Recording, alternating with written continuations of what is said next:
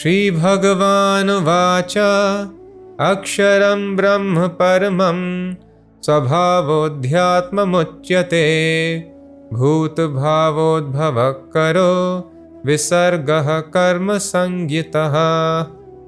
The Supreme Lord said, the indestructible, transcendental living entity is called Brahma, and his eternal nature is called the Self. Action pertaining to the development of these material bodies is called karma or fruitive activities. Aksharam Brahma Paramam. Kshara means that which is destructible. Akshara means something which is indestructible. Everything we see in the material world around us, it is destroyed. Our bodies are destroyed, houses are destroyed. Any substance matter, it eventually gets destroyed. Entire matter is subject to destruction. But something which is not destroyed ever, that is called Brahma. And what is that? That is spirit soul. And we think, usually in our materialistic education, we have been trained to think this life is all in all, you enjoy. And thus people are under great stress to enjoy because there is no time, they have to do so much of work, and then they are getting old, and then they are in double whammy, what to do? Should I work or should I enjoy? And I have not enjoyed enough, I am going to die. If they have some failure in life, they get completely disturbed. If they get any physical problems, they get very much disturbed. This one life I have, and I've got this chronic disease in my body. I met with an accident, I could not crack good examinations, I could not have sufficient recognition in the society, I could not have good family members and whatnot. As soon as a person understands Brahma Bhuta, I am not the body, I am Brahma, Aham Brahmasmi, then he becomes completely undisturbed. Then he knows this life is just like a dream, a temporary situation. I am eternal, I am Brahma.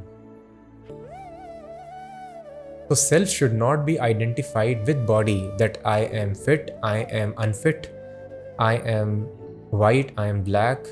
Neither with the mind, I am intelligent, I am dull. These are all identifications of gross and subtle body, as we have seen in the previous chapter. So here Arjuna is asking, what is Adhyatma? What is self? So Krishna is telling, Swabhavo Adhyatmam Uchyate. The nature of the Brahm is actually self. The nature of body is not self. The nature of mind is not self. The nature of Brahm is the self. What is the nature of that Brahm? That spiritual substance? Every substance has got some nature. So the nature of that Brahm is Satchit Ananda. Brahm is eternal. Brahm is full of knowledge and Ananda. Brahm is full of bliss. So simply, if I am able to understand that I am Brahm, different from the body, I become completely self-realized, then our life is Satchidananda. We no longer take birth, there is no ignorance, there is all knowledge, and life is always blissful. Bhut bhavodbhava karo visargah karma sangyataha. What is karma? Bhut bhava udbhava karaha. That action which produces material bodies is called karma. So we are very fond of doing karma, but we do not understand this karma is the cause of all problems. It is creating more bodies. So simply action does not define that activity as karma, but any action. So Krishna has not told any action is called karma. The action which produces material bodies, that is called karma. Bhut bhavudbhava kara karma sangyataha. So that is why a person should be very, very careful. It is told in the Shastras.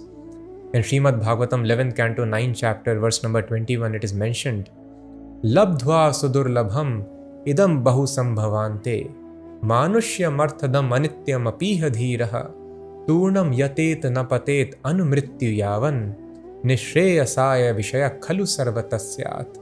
Sudurlabham, durlabh means rare, sudurlabh means very, very rare. This human form of life is a rare chance. Just like the student studies for an entire year, and then when he's sitting in the interview for getting a decent job, that is the most crucial time. At that time, if he is unconscious of his duty, then entire education is waste. So whatever he has studied for so many years, it is just so that he can perform at the time of interview. And this human form of life is that opportunity is very, very rare. So many lifetimes we have had, but this human form is very rare. There are Jalajanav Lakshani Sthavara Lakshvimshati, 9 lakh species of water, Nav Lakshani. Lakshvimshati, 20 lakh species are there, which are sthavar, which are immovable like trees and plants. Krimyo Rudra Sankhyakai, 11 lakh species are those of insects. Pakshinam Dash Lakshanam, 10 lakh species are there of the birds. Who has counted? God has created all the species, so he has given the count in the Vedas. So these many species are there in the universe, and human form of life is very rare. So once we have got this, we should prepare very nicely. What is the final moment in this human form of time? That is death. So here also, if we want to get a position, then our abilities are tested. Now nobody can open our heart and check our consciousness and brain, how much capacity a person has got. So that is why they have some gross arrangement. You write down on a piece of paper. So ultimately they need to check our subtle body. Is this person intelligent or not? But they cannot read and see intelligence. Ordinary beings do not have such capacity.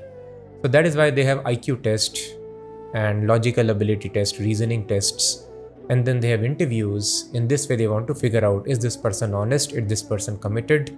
Is this person having interpersonal skills? And so many qualities of the subtle body they want to check. Ultimately, they want to have a person of suitable attitude, suitable consciousness. And nature, being the potency of Krishna, need not take such artificial external tests. Nature directly tests our consciousness at the time of death. If you are having good consciousness, your mind and senses are controlled, body is controlled, you will be given higher bodies in which there are greater powers invested with you. If a person who is corrupt is given powers, he will create chaos in the society. So nature will not give. Nature tests at the time of death the consciousness. Urdhva gachanti sattvastha. If we have cultivated sattva guna in our life, that means avowedly being truthful, mind and senses are under control, simple living and high thinking, arjavam, forgiveness, tolerance, titiksha, all these qualities are there. Jnanam, Vijnanam, person has scientific knowledge, knowledge of the spirit soul, then such people are called Sattvic. And Urdhva Gachanti, they are promoted to higher planetary systems, where the lifespan is very long, there are lot many more comforts as we have on this planet, and we are invested with insurmountable great powers of this material universe. So thus nature tests our consciousness, and if we lead our life the way most of the civilization is leading, ahar, nidra, bhay, maithunam, evacha. Everybody is working very, very hard. Why we are working hard? So that I can have sex. This is the first choice. If we tell people do not have sex in your life, they will not be able to survive. Very, very difficult to control. Then eating, I want to eat. Nice arrangement for tongue satisfaction, belly satisfaction. And then measures for defense. Ahar, nidra, and then nice place to sleep, nice big house I want to have. Animals also are working hard, running here and there for these 4 pillars only. So there is no difference between man and animals if both are working for these 4 pillars of life. Ahar, nidra, bhay, maithunam, evacha. So that is why in this verse in Bhagavatam it is being mentioned, Vishaya khalu sarvatasyat, human life do not waste for sense enjoyment. That is available in all the species of life. Dog also enjoys so much of sex openly on the street without any marriage. So if you want to enjoy sex pleasure, human life is not fit. How much you can enjoy? Body gets tired. So many other restrictions are there, social restrictions, physical restrictions. Animals, they have many times in an hour, some birds and other species. So if you want to have sex, you go and take an animal body. But human form of life is to develop your consciousness, purify your existence so that you can enjoy such happiness which animals cannot dream of, cannot enjoy. That is called Brahma Sukha, spiritual happiness.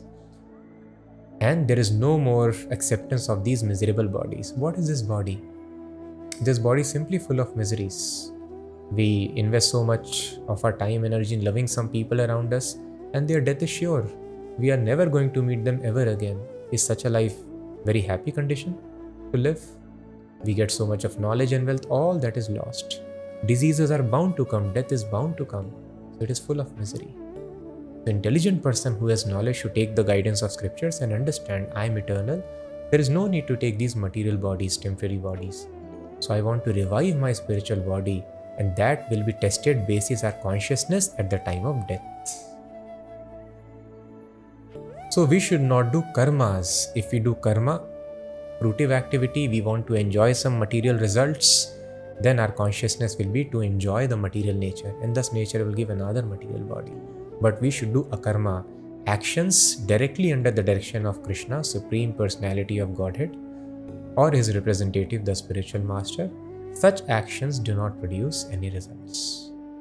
So this can be simply done by taking shelter of spiritual master and knowing what is the direction of God given in the scriptures. And if we lead life according to that, understanding Lord's mission in this world, participate in that mission in our own capacity as educator, as businessman, as a homemaker, or in whatever capacity.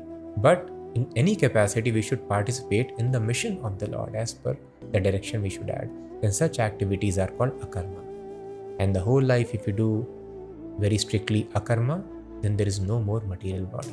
So Arjuna has asked very nice question, what is this karma? And Krishna has answered, all those activities which produce material bodies, they are called karma.